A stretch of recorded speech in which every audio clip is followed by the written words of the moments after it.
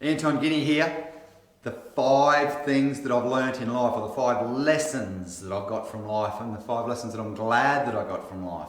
So I was sitting reflecting the other night, and I really thought about what had happened in life, the great, the good, the bad, the average, the normal, whatever.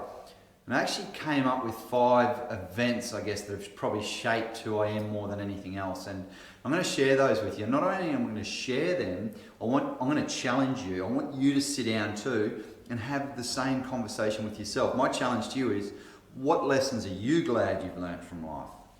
So, lesson number 1, and I guess I've called this the backstory. This is the backstory. This is what's happened to make me who I am and you who you are. The first one was this: as a young teenager, I was a bit of a rat bag at school. I played up and I was pretty naughty, and finally Mum and Dad got a little bit sick of that, and they sent me off to boarding school, because boarding school was going to fix me right up. It was going to pull me into shape, and I was going to be the best student ever when I was at boarding school. Well, you know, things went from bad to worse, and I played up more at boarding school because there's more opportunity to break out and to go. I was in the city, and I went and did all sorts of great fun stuff.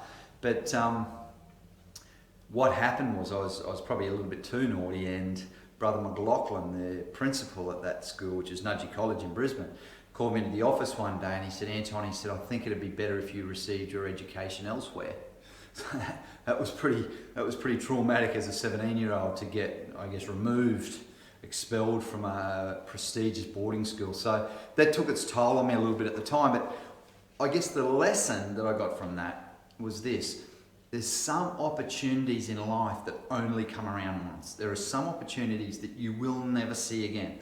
Do not miss the opportunities that you get in life to grow, to develop, to contribute. Don't miss your opportunities.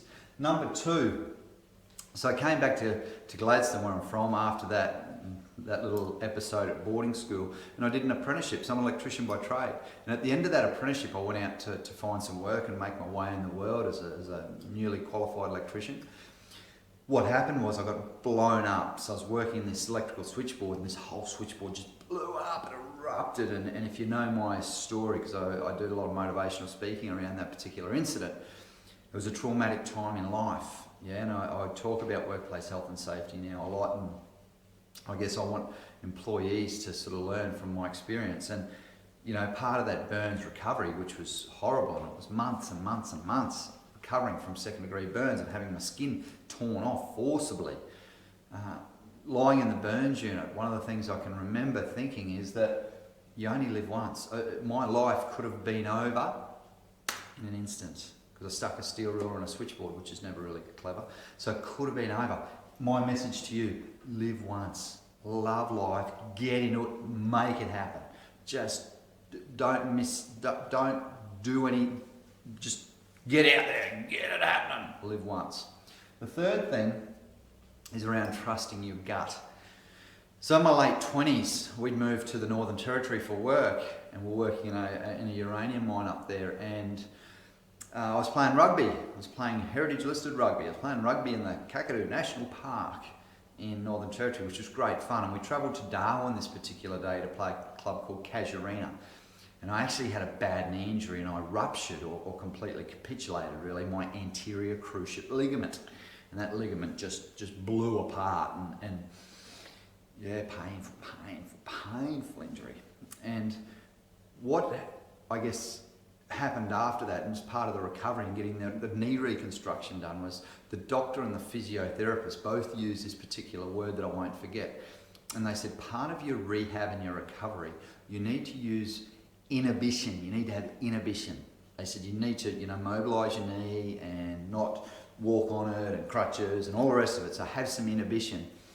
And I didn't have time to have inhibition, see, because I was working in New South Wales by this stage. We'd moved from the Northern Territory down to New South Wales, and I didn't have time. I had to go back to work 3 working days later after a knee reconstruction, which is unheard of. So I had to mentally get back into the game and pretend that I hadn't had a knee reconstruction. That was the only way that I could do it.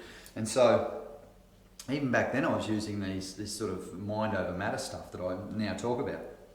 And I really got this inhibition message, right? So I listened to everyone else, I listened to the doctor, and I listened to the physio, but at the end of the day I trusted my gut. I knew that I could recover, and I could recover strong if I knew what to do. I know my body, I know how my body feels, I knew how my knee felt, and so I listened to everyone, but I trusted my gut.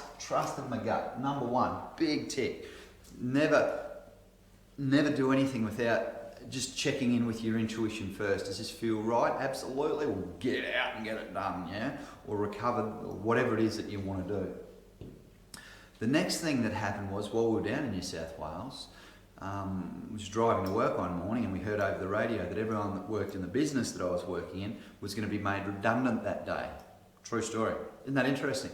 The radio knew, or the papers as well, knew before we did. Can you believe that? And it's a tragedy at the moment, because there's a lot of the economic climate in Australia at the moment. It's really bad, and there are people getting made redundant everywhere. But what I learned, and I've moved on completely since then, but it was a traumatic experience when you lose your job and you lose your livelihood, and very, very hard to cope with, because males, we're defined by what we do. You know, I was a maintenance superintendent. That was really important to me at the time, and to lose that role, that work, was hard to deal with. But what I realised was this: you are not defined by one event. You are never defined by one event. You're not defined by a redundancy, or you're not defined by knee recon, or you're not defined by something else. You're defined by who you are, not what you are or what happened to you. And what happened to you is only an external force. It's how you internalise that. And in the end, I used it to my advantage. We moved back home to Gladstone, where we've been living ever since, and I've been doing this sort of work for a long time now. And it was a real impetus to get going and to do something different in life, right? So I used it to my advantage. Don't be defined by an event or something that's happened to you. Now, finally, I decided after that redundancy, we came up to Gladstone, and I went home and said to my wife, I've got to go out, I've got to become a motivational speaker, and I've got to go and do all this stuff in the world and change the world. Yeah. She said, you're mad, of course, as she would. And so I invested heavily in the business, and I went and got insurance, and I went and bought this, and I did some personal development, and blah, blah, blah, and all of a sudden we were broke. Literally broke. We're down to our last $200 in the world. $200. I had to ring the bank. And ask the bank not to take a home loan repayment. Now that is so emotionally tough. You only last $200 in a bank account, seriously. And the emotion that goes along with that is crueling, because it's just, as a provider and as a husband, it was tough to deal with, because Jules said, you know, you got to make sure you provide for this family, and I didn't at the time. The learning that I took from that, because the next day I rang the bank back and I said, and I changed my mindset overnight, believe it or not, I changed it instantaneously, and I rang the bank back the next day and said, look, this isn't working for us, I actually need to invest, because we don't have any investments. They said, you're mad, you've got no money, how are you going to invest? I said, I'll find a way.